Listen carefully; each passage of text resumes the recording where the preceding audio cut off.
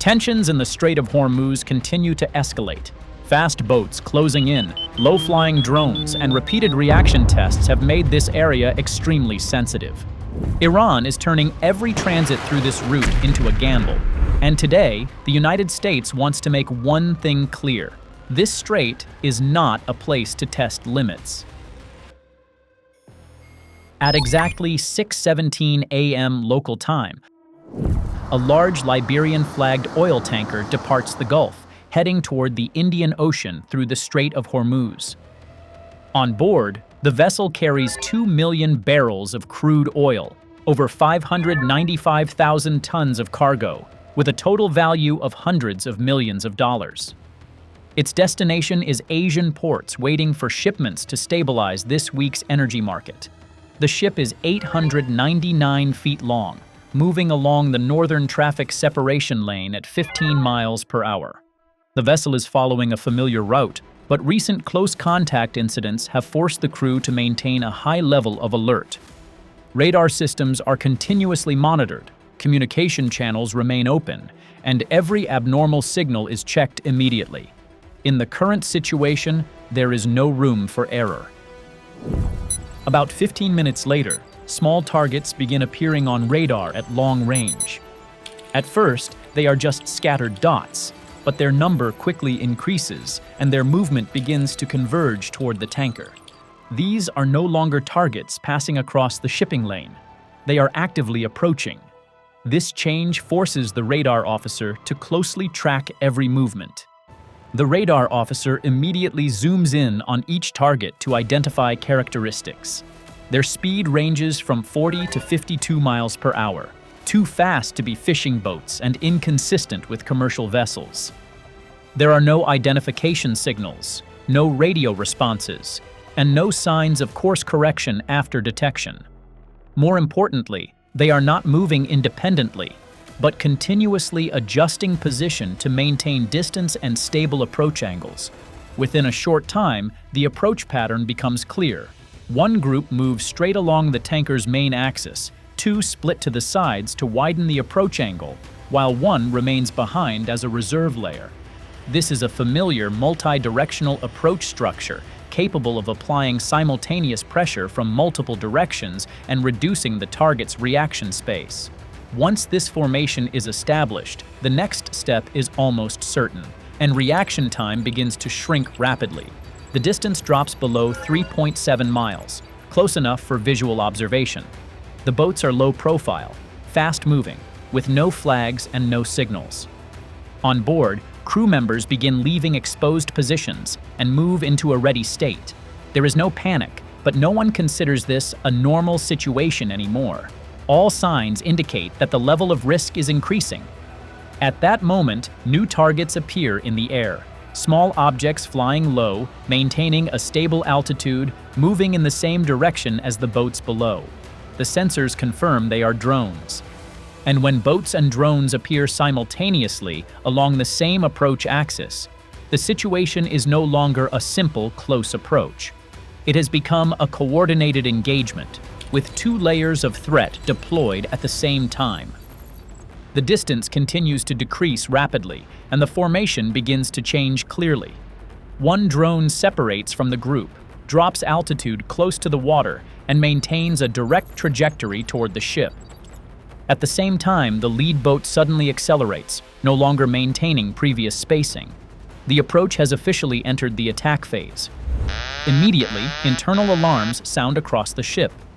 The crew withdraws from the deck, fire doors are closed, and all external areas are cleared.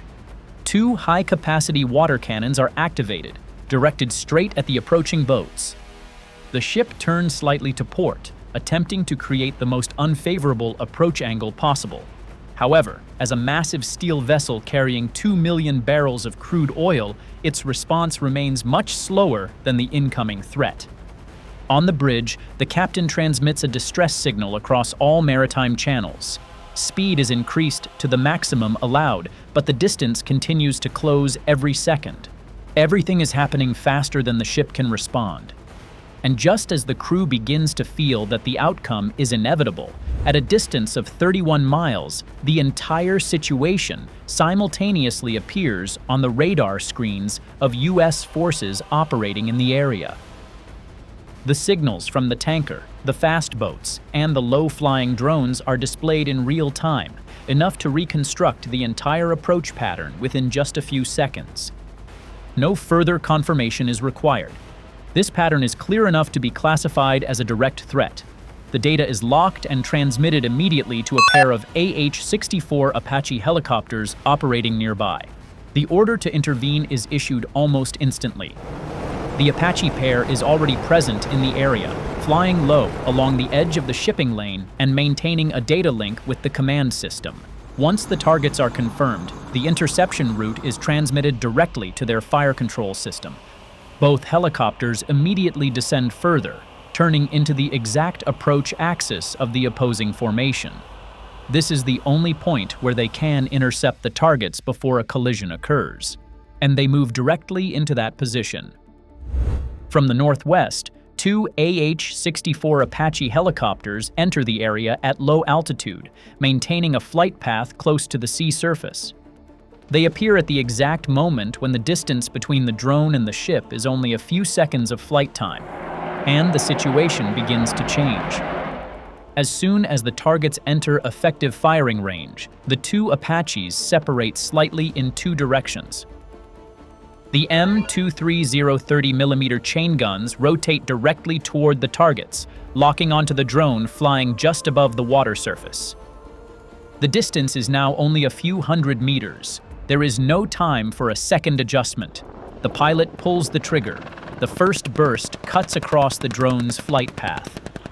The drone breaks apart mid-air, only seconds away from the ship's hull.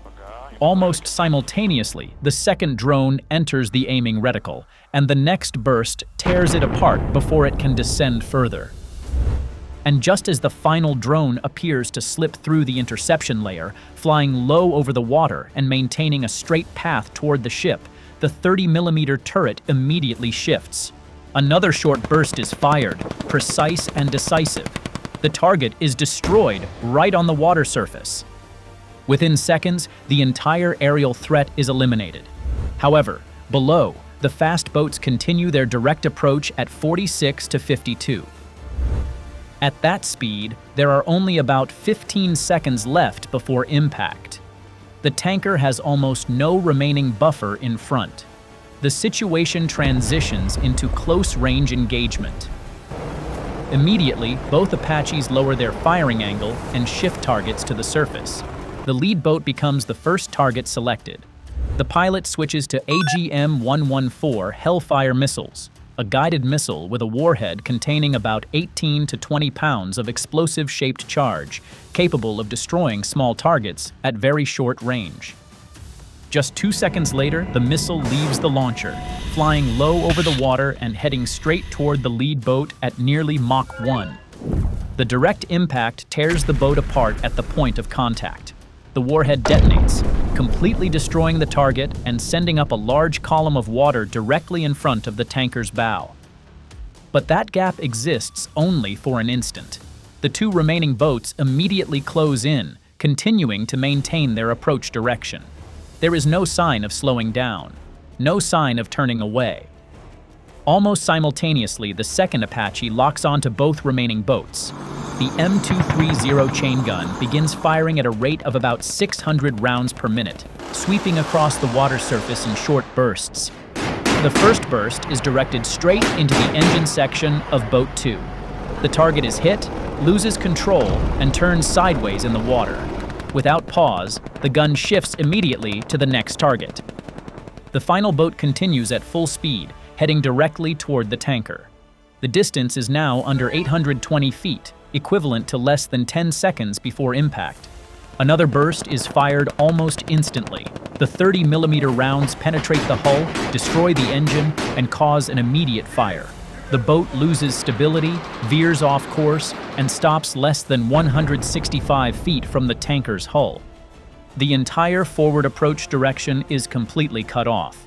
There are no drones. There are no fast boats continuing the attack. The surface of the sea is left with debris, broken wave trails, and water columns collapsing after the Hellfire explosion. From the moment the first drone separated from formation to the moment the final boat stopped, the entire attack lasted less than 1 minute. Within that short time, the line between a routine transit and a global energy disaster was only a matter of seconds.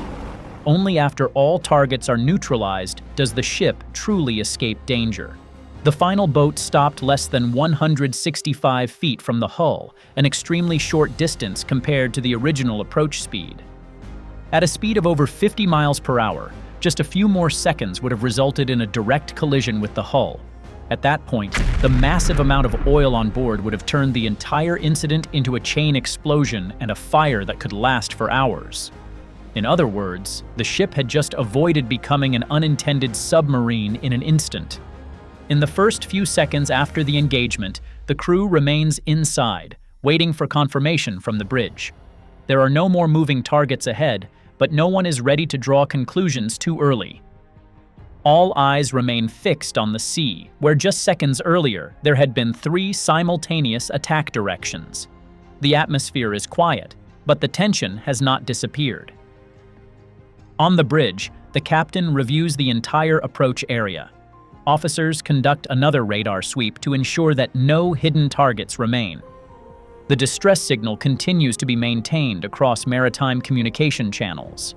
At this point, the situation is under control, but it cannot yet be considered completely safe. All procedures remain at the highest alert level. Only after confirming that no further targets are approaching is a new order given. Some crew members are allowed to return to the deck to check external conditions and assess fire risks. Fire suppression systems remain in a ready state. No direct damage is recorded on the hull. However, the margin by which the ship avoided disaster is too small to be considered simple luck. The situation that just occurred clearly shows how this type of attack is executed. It does not require large forces, heavy warships, or expensive cruise missiles. It only requires a few fast boats, a group of low-flying drones, and precise timing. The drones create pressure from above, forcing the target into an early response, while the fast boats use that window to drive directly into collision range. When these two layers combine, the reaction time of a commercial vessel is reduced to the absolute minimum. In the Strait of Hormuz, this is more dangerous than anywhere else. This is a shipping route where approximately 17 to 20 million barrels of oil pass through each day, equivalent to nearly 20% of global oil flow. A single incident at the right location can disrupt the entire supply chain. Oil prices will rise, insurance costs will increase, delivery times will be extended, and that effect will spread very quickly. What happens on a narrow stretch of water can immediately become a global issue. In this entire situation, the role of the AH-64 Apache is not limited to destroying targets. They are the only rapid response layer capable of intervening within seconds when a commercial vessel has no active defensive capability. With low-altitude flight capability, high maneuverability, and precise firepower, Apache is particularly well-suited to deal with threats such as fast boats and short-range drones. This is a gap that other defense systems cannot fill in time, and that gap determines the entire outcome. Behind that timely intervention lies a larger factor: U.S. air superiority in the region. These platforms do not operate independently, but as part of a broader surveillance and control system that connects radar, targeting data, and the nearest response forces within the same real-time chain. This allows threats to be detected early, tracked continuously, and engaged immediately once they cross the danger threshold. In a confined space like Hormuz, where reaction time is measured in seconds, this advantage creates a decisive difference. And it is precisely that advantage that prevents situations like this from escalating further. In a region like Hormuz, where every mistake can escalate to a global scale, the role of platforms like Apache is not about creating dramatic explosions. Their real role is to keep ships moving, keep energy flowing, and prevent a collision at sea from turning into an uncontrollable crisis. And on that morning, they did exactly that. Just 3 seconds slower, and that ship would no longer exist as a tanker. It would have become a burning mass of steel, blocking one of the most critical shipping routes in the world. At that point, the story would not be about 3 fast boats and 3 drones being destroyed. It would have been the beginning of an energy shock. And that is why, in waters like Hormuz, a few seconds can be worth more than an entire fleet.